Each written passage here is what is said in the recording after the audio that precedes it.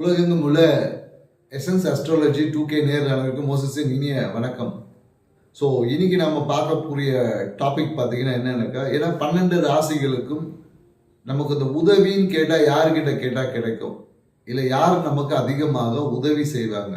So இந்த விஷயத்த தான் நம்ம பார்க்க போகிறோம். ஏன்னா நிறைய பேர் என்னன்னாக்கா, நமக்கு எங்கே உதவி கிடைக்கும்னு தெரியாமையே நம்ம போய் கேட்டு அதன் மூலயமாவே அசிங்கம் அவமானங்கள்லாம் நிறைய நம்ம படுறோம். ஸோ அப்போ நமக்கு யார்கிட்ட உதவி கிடைக்கும்னு தெரிஞ்சா அப்போ அவங்க கிட்ட கேட்கும் போது நமக்கு அந்த உதவியும் கிடைக்கும், நமக்கு தேவையற்ற மனக்கசப்பை நீக்கிக்கலாம் அப்படின்றதான் விஷயம். ஏன்னா ஒரு விஷயத்தையும் ஜாதகர் பண்ணி, ஏன்னா சில ஜாதகர்கள் பார்த்தீங்கன்னா ஒவ்வொருவருக்கும் அவரோட கிரகச்சாரங்களுக்கு சில விஷயங்கள் மாறுபடும்.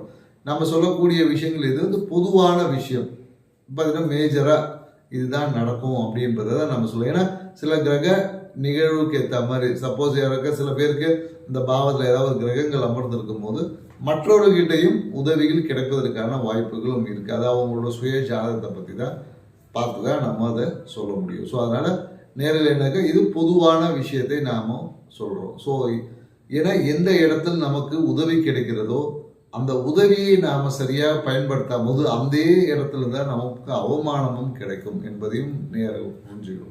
ஏன்னா என்னக்கா, நல்லது எங்கே இருக்கோ அது பக்கத்தில் ஒரு கெட்டதோ இருக்குன்னு சொல்லுவாங்க இல்லையா, அதே போல் கெட்டது இருக்கக்கூடிய இடத்துல பக்கத்தில் ஒரு நன்மையான விஷயமும் இருக்குது. ஸோ அதனால் என்னென்னாக்கா, நம்ம உதவி கிடைக்குதுன்றதுக்காக நிறைய வாங்கி பயன்படுத்தாமல் அந்த உதவி சரியான உதவி தேவையானதாக எடுத்துக்கிட்டோன்னு வச்சுக்கோங்க. அந்த உதவி சரியான, இப்போ நம்ம ஒரு கடன் வாங்குறோன்னு வச்சுக்கோங்க, அந்த கடனை சரியாக அடைச்சிட்டோன்னு வச்சுக்கோங்க, அப்போ அந்த கடன் என்பது மீண்டும் நம்ம கடன் கிடைக்கும். அந்த கடனை அடைக்கலைன்னு வச்சுக்கிங்களேன், ஸோ பேங்க்காரை வந்து அவமானப்படுத்துவாங்க. ஸோ அந்த மாதிரி தான் விஷயங்கள்.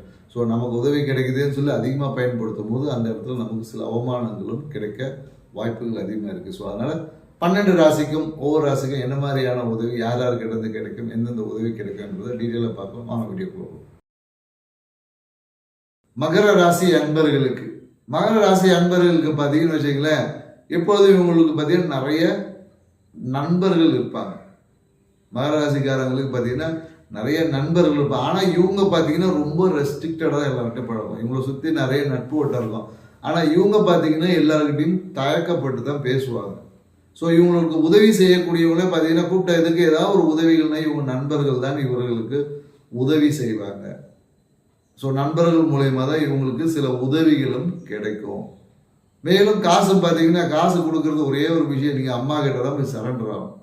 மகராசிக்காரங்க பார்த்தீங்கன்னா பொருளாதாரம் சார்ந்த விஷயம் கேட்ட உடனே ஒன்று கடன் கிடைக்கணுமா, இல்லை பொருளாதாரம் ஏதோ உதவி கிடைக்குமா, உடனே நீங்கள் உங்கள் அம்மா கிட்ட கேட்டால் மட்டும்தான் பொருளாதார உதவிகள் உங்களுக்கு கிடைக்கும்.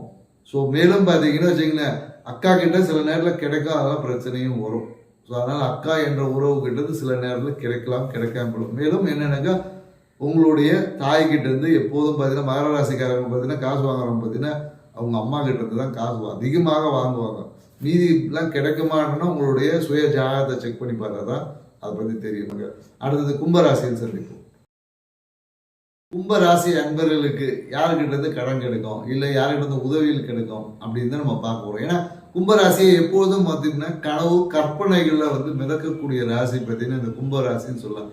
ஏன்னா இவங்க எப்போதும் பார்த்தீங்கன்னா ஒரு ஃபியூச்சர் ட்ரீம்லேயே இருப்பாங்க. எப்போதும் பார்த்தீங்கன்னா ஒரு விஷயத்தை ஆரம்பிக்கிறதுக்கு முன்னாடியே அதை பற்றி மிகப்பெரிய ஒரு கனவு வந்து இவங்ககிட்ட ஓடிக்கிட்டே இருக்கும். ஸோ இப்படி உள்ள கும்பராசிக்காரர்களுக்கு யாருக்கிட்ட இருந்து உதவி கிடைக்கும் அப்படின்னு பார்த்தீங்கன்னா, ஏன்னா குறிப்பாக கும்பராசிக்காரர்கள் பார்த்தீங்கன்னா இந்த சொல்லுவாங்க அம்மா கிட்ட தான் எதனாலும் உடனே பார்த்தீங்கன்னா அம்மா கிட்ட போயிடுவாங்க.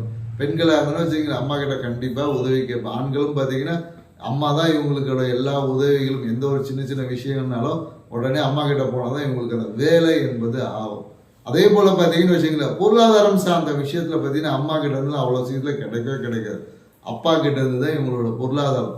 அப்பா கிட்டலாம் நீங்கள் கேட்ட உடனே காசு உடனே வந்துடும். நீங்கள் வேணால் உங்கள் அப்பா கிட்ட கேட்டு பாருங்க, கண்டிப்பாக காசு கும்பராசிக்காரர்களாக இருந்தால் அப்பா கிட்ட இருந்து தான் பொருளாதார உதவிகள் கண்டிப்பாக கிடைச்சிருக்கும். ஸோ அப்படி இல்லைனாலும் கிடைக்கும்.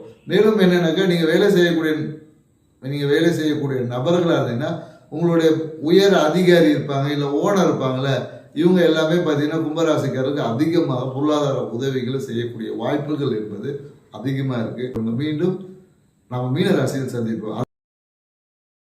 மீனராசி அன்பர்களுக்கு குறிப்பாக இவங்களுக்கு யார்கிட்ட இருந்து அதிகமான உதவிகள் கிடைக்கும், அதிகமான உதவி, ஏன்னா உதவி எல்லாருக்கிட்டையும் கிடைக்கும், அது அதிகமான உதவி யார்கிட்ட கிடைக்கும் அப்படின்னு பார்த்தீங்கன்னா அப்பா கிட்ட இருந்து இவங்களுக்கு எப்போதும் ஒரு சப்போர்ட் இருக்கும்.